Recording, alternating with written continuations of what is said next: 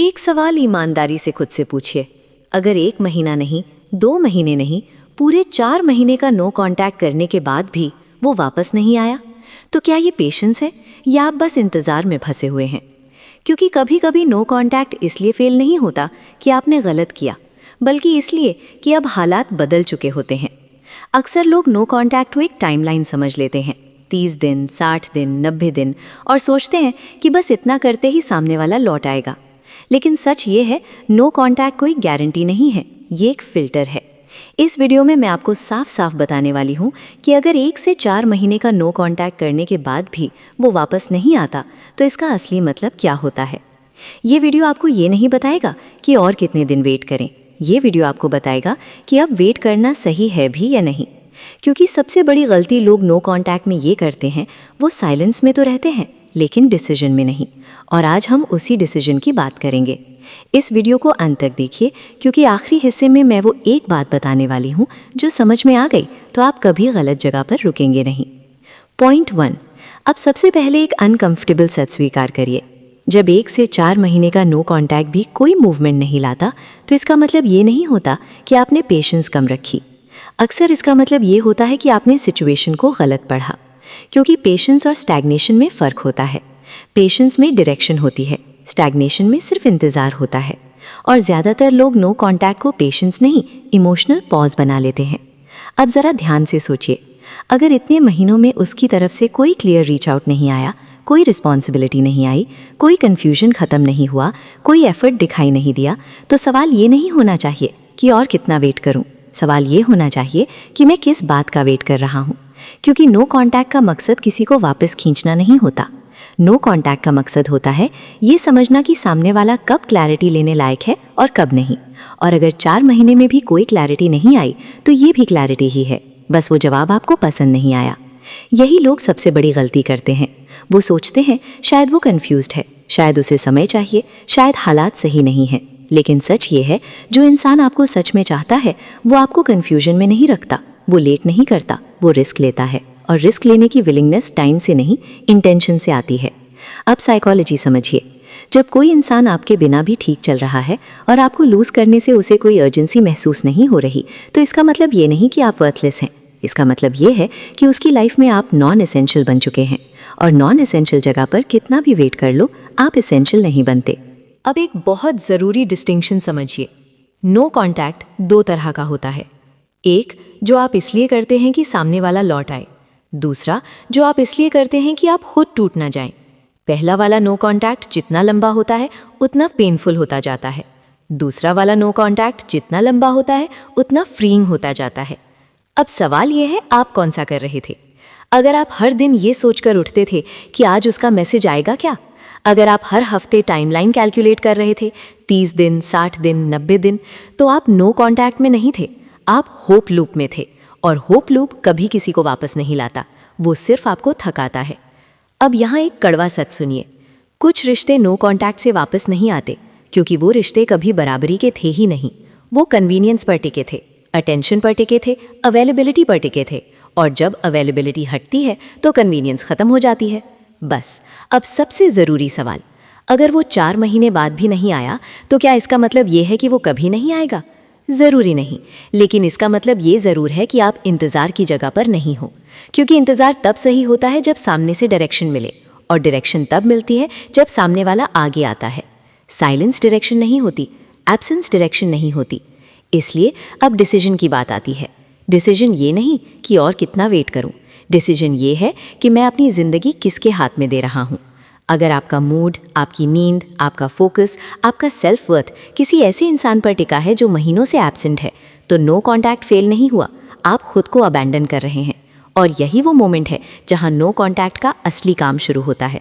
जब आप ये मान लेते हैं कि अब वेट करना सेल्फ रिस्पेक्ट नहीं है, अब वेट करना सेल्फ बिट्रेयल है। अब आखिरी बात इस हिस्से की, अगर वो वापस आता है तो वो तभी मायने रखेगा जब वो क्लैरिटी के साथ आए, बिना कन्फ्यूजन के, बिना मिक्स्ड सिग्नल्स के, बिना देखते हैं के। और अगर वो नहीं आता तो इसका मतलब ये नहीं कि आप हार गए, इसका मतलब ये है कि आपने अपनी ज़िंदगी गलत स्टेशन पर खड़ी कर रखी थी। अब आगे बढ़ना भागना नहीं है, अब आगे बढ़ना सही डिसीजन है। पॉइंट 2, कब इंतज़ार समझदारी होता है और कब वही इंतज़ार आपकी सबसे बड़ी गलती बन जाता है। सबसे पहले एक बात बिल्कुल साफ कर लेते हैं, हर इंतज़ार गलत नहीं होता और हर आगे बढ़ना सही नहीं होता। समस्या रुकने में नहीं है, समस्या उस वजह में है जिसकी वजह से आप रुके हुए हैं। अब ज़रा ईमानदारी से सोचिए, अगर आप रुके हुए हैं क्योंकि आपको साफ कहा गया है कि मुझे थोड़ा समय चाहिए लेकिन मैं वापस आऊँगा, और उसके साथ साथ उसके एक्शंस भी यही दिखा रहे हैं, तो वो इंतज़ार हो सकता है।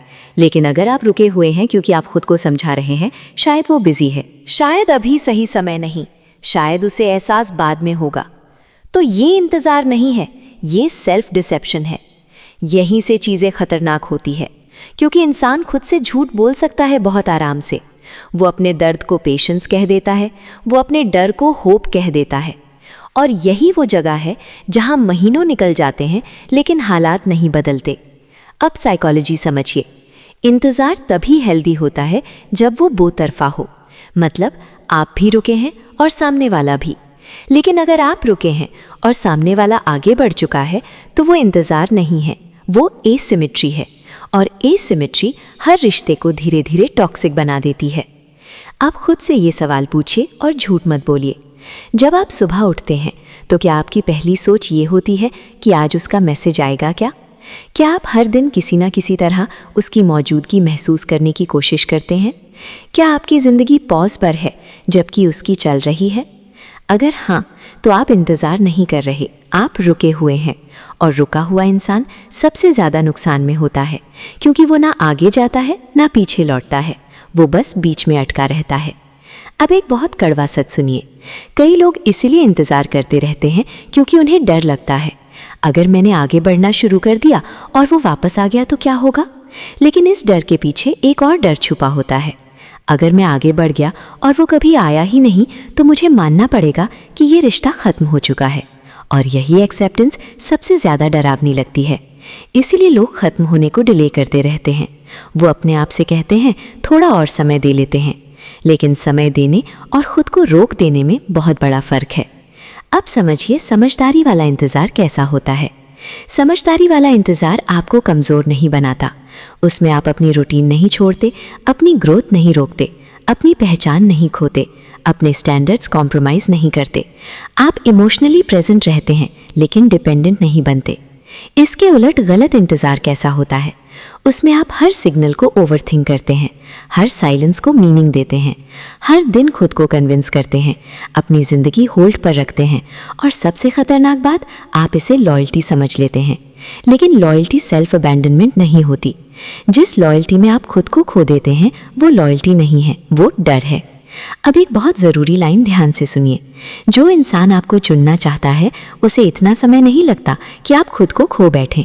इंसान कंफ्यूज्ड हो सकता है, डरा हुआ हो सकता है, लेकिन अगर वो आपको चाहता है तो वो आपको अंधेरे में नहीं रखता। अब सवाल आता है, अगर 1-2 महीने बाद भी वो वापस नहीं आया तो क्या इसका मतलब ये है कि कभी नहीं आएगा? ज़रूरी नहीं, लेकिन इसका मतलब ये ज़रूर है कि आप इंतज़ार की जगह पर नहीं हो, क्योंकि सही इंतज़ार में आपको ये सवाल पूछने की नौबत ही नहीं आती। अब खुद से ये आखिरी सवाल पूछिए, अगर आज कोई नया इंसान आपकी ज़िंदगी में आए जो आपको क्लैरिटी दे, एफर्ट दे, प्रेजेंस दे, तो क्या आप उसे सिर्फ इसलिए ठुकरा देंगे क्योंकि आप किसी ऐसे इंसान का इंतज़ार कर रहे हैं जो महीनों से गायब है? अगर हाँ, तो आपका इंतज़ार आपको आगे नहीं पीछे खींच रहा है। पॉइंट 2 का सबसे बड़ा सच यही है, इंतज़ार तभी सही है जब वो आपको मजबूत बना रहा हो। जिस दिन इंतज़ार आपकी सेल्फ रिस्पेक्ट, आपकी खुशी और आपकी पहचान छीनने लगे, उस दिन वो इंतज़ार नहीं रहता, वो आपकी सबसे बड़ी गलती बन जाता है। और आखिरी लाइन जो आप इस पूरे पॉइंट का सार बना सकते हैं, जो इंतज़ार आपको खुद से दूर कर दे वो किसी के पास कभी नहीं पहुंचाता।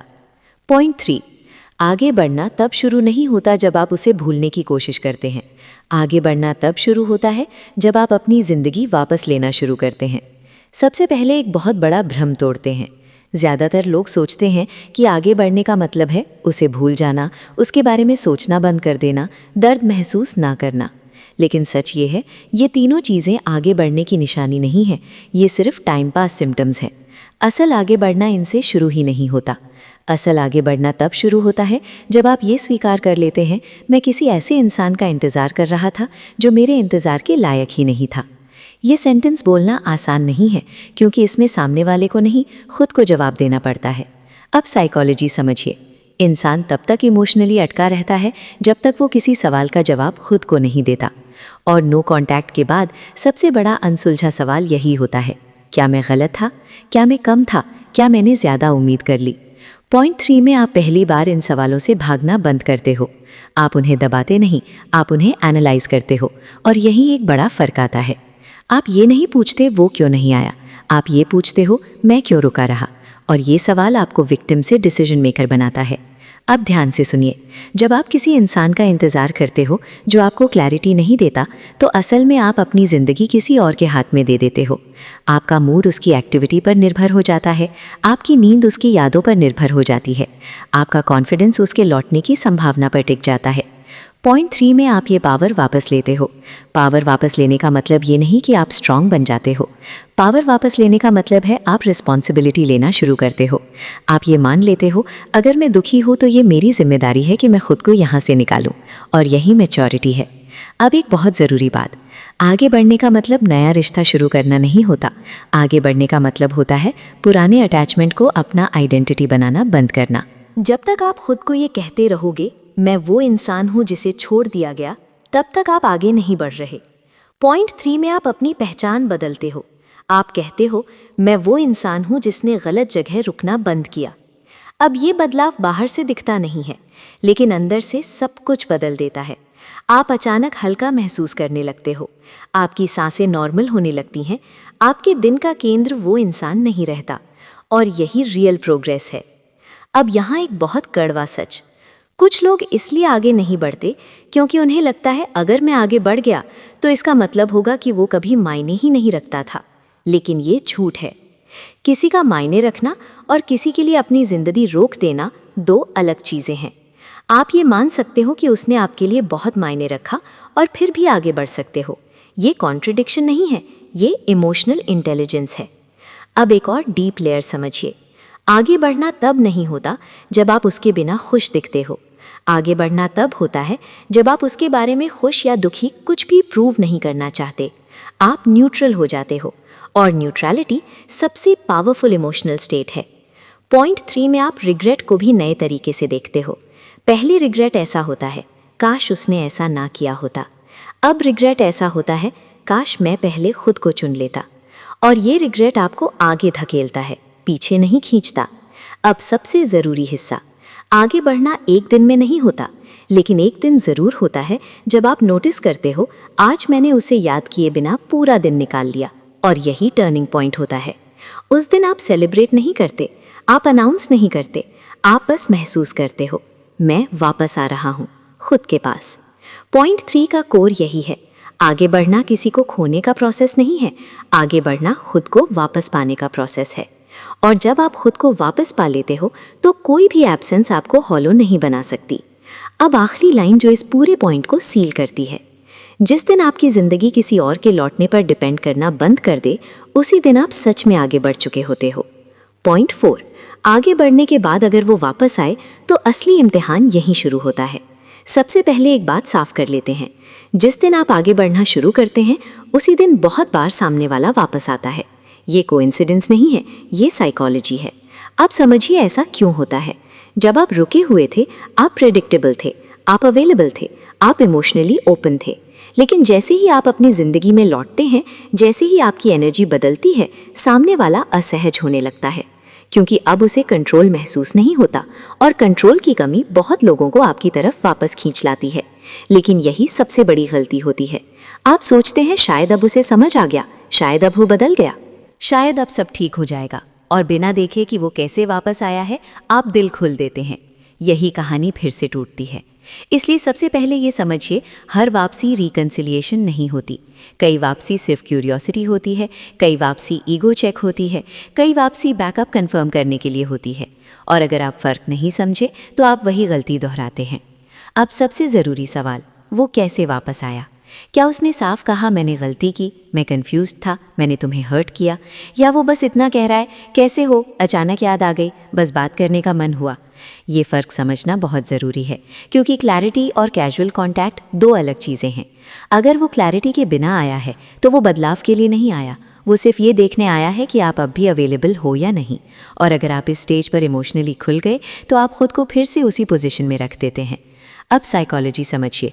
इंसान तब तक बदलता नहीं जब तक उसे अपने एक्शंस का कॉन्सिक्वेंस महसूस ना हो, और अगर वो बिना कॉन्सिक्वेंस के वापस आ सकता है तो बदलाव की कोई ज़रूरत नहीं पड़ती। इसलिए पॉइंट 4 में सबसे ज़रूरी चीज़ है पेस। आपको जल्दी नहीं करनी, आपको इमोशनल नहीं होना, आपको रिएक्शन नहीं देना, आपको ऑब्जर्व करना है। ये स्टेज रिस्पॉन्स की नहीं, असेसमेंट की स्टेज है। अब एक बहुत कड़वा सच, अगर वो इंसान आपके आगे बढ़ने के बाद आया है तो इसका मतलब ये नहीं कि वो आपके बिना नहीं रह पाया। अक्सर इसका मतलब होता है कि उसने देखा कि आप अब भी पहले जैसे नहीं हो, और बदलाव बहुत लोगों को डराता है। इसलिए पॉइंट 4 में आपको ये देखना है, क्या वो सिर्फ प्रेजेंस चाहता है या रिस्पॉन्सिबिलिटी भी। प्रेजेंस बहुत लोग दे देते हैं, रिस्पॉन्सिबिलिटी बहुत कम। अब एक ज़रूरी गाइडलाइन, अगर वो वापस आए लेकिन कोई साफ अपॉलॉजी नहीं, कोई फ्यूचर क्लैरिटी नहीं, कोई कॉन्क्रीट एफर्ट नहीं, तो आपको रोमांटिक मत बनाइए। ये हीलिंग नहीं है, ये लूप है। अब खुद से ये सवाल पूछिए, अगर आज वो फिर से चला जाए तो क्या आप फिर से वही टूट जाएंगे? अगर जवाब हाँ है तो आप अभी रेडी नहीं हैं, और रेडी ना होने में कोई शर्म नहीं है। शर्म तब है जब आप खुद को फिर से सेम दर्द में डालते हैं। पॉइंट 4 में सबसे मैच्योर डिसीजन कभी कभी यही होता है, बात को खुला छोड़ देना, ना हाँ कहना ना कहना, बस ये देखना कि सामने वाला कितनी कंसिस्टेंसी दिखाता है। और कंसिस्टेंसी वर्ड्स में नहीं, एक्शंस में दिखती है, दिनों में नहीं, हफ्तों में दिखती है। अब आखिरी और सबसे इम्पॉर्टेंट बात, अगर वो वापस आता है और आप ये महसूस करते हैं कि आप फिर से एंग्शियस हो रहे हैं, ओवर थिंकिंग शुरू हो गई है, सेल्फ डाउट लौट आया है, तो ये वार्निंग है, क्योंकि सही इंसान आपको एंग्शियस नहीं बनाता, वो आपको स्टडी बनाता है। पॉइंट 4 का कोर यही है, वापसी एक मौका हो सकती है, लेकिन वो अपने आप दूसरा चांस नहीं बन जाती। सेकंड चांस तभी मिलता है जब बदलाव साफ दिखे। और आखिरी लाइन जो इस पूरे पॉइंट का निचोड़ है, अगर कोई आपके आगे बढ़ने के बाद लौटे तो उसे अंदर आने से पहले ये देखिए कि वो वही इंसान है या सच में बदला हुआ। ठीक है? अब पॉइंट 5, और ये पूरा वीडियो यहीं आकर पूरा होता है। ये वो पॉइंट है जहाँ कोई ड्रामा नहीं बचता, कोई कन्फ्यूजन नहीं बचती, और सबसे ज़रूरी, कोई झूठी उम्मीद नहीं बचती। इसे मैं बहुत बड़ा, डीप, मैच्योर, कंटिन्यूअस फ्लो में दे रही हूँ ताकि आप इसे आसानी से 45-60 मिनट बोल सको। कोई रिपीट नहीं, कोई टिप्स की लिस्ट नहीं, सिर्फ वो सच जो लोग अक्सर अवॉइड करते हैं। पॉइंट 5, कभी कभी नो कॉन्टैक्ट का असली काम किसी को वापस लाना नहीं होता, बल्कि आपको उस जगह से बाहर निकालना होता है जहां आप रुक गए थे। अब तक आपने ये मान लिया है कि आपने 1 महीना, 2 महीने, 4 महीने नो कॉन्टैक्ट किया। आपने खुद को रोका, आपने खुद को संभाला, आपने उम्मीद रखी, और फिर भी वो वापस नहीं आया। अब यहीं पर सबसे बड़ा साइकोलॉजिकल फोक आता है। या तो आप खुद से पूछेंगे अब भी शायद देर हो रही है, या फिर आप ये पूछेंगे मैं यहाँ क्यों रुका हुआ हूँ। और पॉइंट 5 यहीं से शुरू होता है। सबसे पहले एक अनकंफर्टेबल लेकिन ज़रूरी सच, कुछ रिश्ते नो कॉन्टैक्ट से इसलिए वापस नहीं आते क्योंकि वो रिश्ते आपके लिए नहीं बने थे। वो आपकी ज़िंदगी का हिस्सा थे लेकिन मंजिल नहीं। और जब कोई रिश्ता आपको महीनों तक अनसर्टिनिटी में रख सके तो वो रिश्ता आपको कभी सिक्योरिटी नहीं देने वाला। अब साइकोलॉजी समझिए, इंसान तब तक किसी रिश्ते से जुड़ा रहता है जब तक उसे लगता है कि वहाँ से कुछ मिल सकता है, लेकिन जब 4 महीने तक कोई क्लैरिटी नहीं, कोई एफर्ट नहीं, कोई अकाउंटेबिलिटी नहीं, तो दिमाग को एक बात समझ आ जाती है, ये बंद दरवाज़ा है। बस दिल को समय लगता है इस सच तक पहुँचने में। पॉइंट 5 में आप पहली बार ये मानते हो कि शायद नो कॉन्टैक्ट फेल नहीं हुआ, शायद नो कॉन्टैक्ट ने आपको वो आंसर दे दिया जिससे आप डर रहे थे। साइलेंस भी जवाब होता है, एब्सेंस भी डिसीजन होता है। अब यहाँ एक बहुत सटल चीज़ होती है, आपके अंदर गुस्सा नहीं बचता, आपको बदला नहीं चाहिए, आप प्रूव नहीं करना चाहते, आप बस थक जाते हो। और ये थकान कमज़ोरी नहीं होती, ये क्लैरिटी होती है। इस स्टेज पर आप ये समझने लगते हो कि आपका इंतज़ार किसी और के लौटने के लिए नहीं था, आपका इंतज़ार आपके खुद के टूटने से बचने के लिए था, और अब वो काम पूरा हो चुका है। अब सबसे ज़रूरी शिफ्ट आता है, आप ये नहीं पूछते वो क्यों नहीं आया, आप ये पूछते हो अब मैं अपने साथ क्या करूं। और यही सवाल आपको असली आगे बढ़ने की तरफ ले जाता है। पॉइंट 5 में आगे बढ़ने का मतलब नया रिश्ता शुरू करना नहीं होता। आगे बढ़ने का मतलब होता है अपनी इमोशनल एनर्जी वापस लेना, अपनी ज़िंदगी के फैसले खुद लेना, अपने स्टैंडर्ड्स दोबारा सेट करना और सबसे ज़रूरी खुद को फिर से सेंटर बनाना। आपकी ज़िंदगी अब किसी और की अवेलेबिलिटी पर डिपेंड नहीं करती। अब एक कड़वा सच, अगर वो इंसान 4 महीने में भी नहीं आया तो बहुत मुमकिन है कि वो कभी उसी इंटेंशन से नहीं आएगा जिसकी आपको ज़रूरत है। और आधा अधूरा आना पूरी तरह ना आने से ज़्यादा नुकसानदेह होता है। इसलिए पॉइंट 5 में सबसे मैच्योर डिसीजन यही होता है, दरवाज़ा बंद करना, बिना नफ़रत के, बिना ड्रामा के, बिना अनाउंसमेंट के, बस अंदर से। और जब दरवाज़ा अंदर से बंद हो जाता है तो बाहर की हर आवाज़ धीमी पड़ जाती है, आपका दिमाग साफ होता है, आपकी नींद सुधरती है, आपकी पहचान वापस आती है। अब आखिरी और सबसे ज़रूरी बात, नो कॉन्टैक्ट तब सफल नहीं होता जब कोई वापस आता है। नो कॉन्टैक्ट तब सफल होता है जब आप खुद को गलत जगह पर रुकने से बचा लेते हैं। पॉइंट 5 का कोर यही है। अगर कोई इंसान आपकी ज़िंदगी से चुपचाप चला गया तो सबसे सही जवाब ये नहीं कि आप इंतज़ार करें, सबसे सही जवाब ये है कि आप खुद को चुनें। पॉइंट 6, नो कॉन्टैक्ट के बाद असली काम शुरू होता है। अपनी ज़िंदगी को इस तरह बनाना कि अगली बार किसी के जाने से आप बिखरे नहीं। अब तक आपने ये समझ लिया है कि वो क्यों नहीं आया, क्यों इंतज़ार गलत हो गया और क्यों आगे बढ़ना ज़रूरी था। लेकिन पॉइंट 6 वहाँ से शुरू होता है जिसके बाद ज़्यादातर लोग रुक जाते हैं, क्योंकि यहाँ सवाल ये नहीं रहता वो क्यों नहीं लौटा। यहाँ सवाल बन जाता है, मैं फिर से ऐसी हालत में कैसे ना फंसूं। सबसे पहले एक बहुत कड़वी सच्चाई स्वीकार करनी पड़ेगी। आप इसलिए नहीं टूटे क्योंकि उसने छोड़ दिया, आप इसलिए टूटे क्योंकि आपकी ज़िंदगी का बहुत बड़ा हिस्सा एक ही इंसान पर टिका हुआ था। आपकी खुशी उसके मूड पर डिपेंड थी, आपका आत्मसम्मान उसकी अटेंशन पर डिपेंड था, आपकी पहचान उसके साथ होने पर डिपेंड थी। और यही असली समस्या थी। पॉइंट 6 में आप किसी को भूलने पर काम नहीं करते, आप अपनी डिपेंडेंस तोड़ने पर काम करते हैं, क्योंकि जब डिपेंडेंस खत्म होती है तो कोई भी एब्सेंस आपको तोड़ नहीं पाती। अब साइकोलॉजी समझिए, इंसान तब सबसे ज़्यादा अटैच होता है जब उसकी ज़िंदगी में बाकी सब चीज़ें कमज़ोर होती हैं। अगर आपका काम, आपका रूटीन, आपका पर्पस, आपकी सेल्फ वर्थ सब मजबूत होता तो एक इंसान के जाने से पूरा सिस्टम कोलैप्स नहीं करता। पॉइंट 6 में आप ये सिस्टम दोबारा बनाते हैं। इस स्टेज पर आप खुद से कुछ अनकंफर्टेबल सवाल पूछते हैं। क्या मेरी ज़िंदगी में कोई डायरेक्शन थी या सब कुछ उसी के इर्द गिर्द घूम रहा था? क्या मैं अपने स्टैंडर्ड्स पर खड़ा था या बस एडजस्ट कर रहा था? क्या मैं रिलेशनशिप में था या इमोशनल सर्वाइवल मोड में? इन सवालों के जवाब दर्द देते हैं, लेकिन यही जवाब आपको मजबूत बनाते हैं। अब एक बहुत ज़रूरी फ़र्क समझिए, सेल्फ रिस्पेक्ट का मतलब ये नहीं होता कि आप स्ट्रांग दिखें। सेल्फ रिस्पेक्ट का मतलब होता है आप खुद को नेगोशिएट ना करें। जिस दिन आप किसी के साथ सिर्फ इसलिए रहते हैं क्योंकि आपको डर है कि वो चला जाएगा, उस दिन आप खुद से समझौता कर रहे होते हैं। पॉइंट 6 में ये समझौते ख़त्म होते हैं। अब प्रैक्टिकल बदलाव की बात। पॉइंट 6 में आप ये नहीं कहते अब मैं किसी से अटैच नहीं होऊंगा, आप ये कहते हैं अब मैं खुद को खोकर अटैच नहीं होऊंगा। आप बाउंड्रीज बनाते हैं, आप एक्सपेक्टेशन साफ रखते हैं, आप कन्फ्यूजन को एक्सेप्ट नहीं करते और सबसे ज़रूरी, आप प्रेजेंस को चीप नहीं होने देते। अब एक बहुत गहरी बात, जिस इंसान के पास खुद की ज़िंदगी नहीं होती वो किसी और की ज़िंदगी में घुसने लगता है। पॉइंट 6 में आप अपनी ज़िंदगी भरते हैं, काम से, रूटीन से, ग्रोथ से और सबसे ज़रूरी खुद से जुड़ाव से। इस स्टेज पर आपको कोई जल्दी नहीं होती, ना रिलेशनशिप की, ना वैलिडेशन की, ना अटेंशन की। और यही कामनेस आपको डेंजरस बनाती है, अच्छे अर्थ में, क्योंकि आप कोई भी आपको हाफ हार्टेड लव से इम्प्रेस नहीं कर सकता। अब सबसे कड़वी लेकिन फ्री सच्चाई, अगर वो इंसान आज भी आपकी ज़िंदगी में नहीं है तो इसका मतलब ये नहीं कि आपकी कहानी अधूरी है। कई बार लोग कहानी नहीं होते, सिर्फ लेसन होते हैं, और लेसन सीख लेने के बाद उसे दोहराने की ज़रूरत नहीं होती। पॉइंट 6 का सबसे बड़ा बदलाव यही है, आप अब ये नहीं चाहते कि कोई लौटे, आप ये चाहते हैं कि जो भी आए वो साफ आए, पूरा आए और आपको छोटा महसूस ना कराए। और यही वो जगह है जहाँ आप पहली बार वाकई फ्री महसूस करते हैं, ना बिटरनेस, ना हेट्रेड, ना रिवेंज, बस क्लैरिटी। पॉइंट 6 का कोर यही है। नो कॉन्टैक्ट का असली एंड तब नहीं होता जब कोई वापस आता है, नो कॉन्टैक्ट का असली एंड तब होता है जब आप दोबारा खुद को खोने से बचा लेते हैं। अब क्लाइमैक्स, शांत, साफ और ऐसा कि वीडियो खत्म हो लेकिन बात अंदर चलती रहे। अब ज़रा ठहरिए, अगर आप यहाँ तक पहुँचे हैं तो इसका मतलब ये नहीं कि आप किसी को वापस पाने आए थे, इसका मतलब ये है कि आप खुद को खोने से बचाने आए थे। आपने नो कॉन्टैक्ट किया, आपने इंतज़ार किया, आपने खुद को रोका और फिर भी वो नहीं आया। और यही वो सच है जिससे भागना सबसे आसान था, लेकिन मानना सबसे ज़रूरी था। क्योंकि कुछ लोग हमारी ज़िंदगी में इसलिए नहीं आते कि वो हमेशा रहें। कुछ लोग आते हैं ताकि हम सीखें कि खुद को कहाँ रोकना है। आज अगर कोई वापस नहीं आया तो इसका मतलब ये नहीं कि आप कम थे।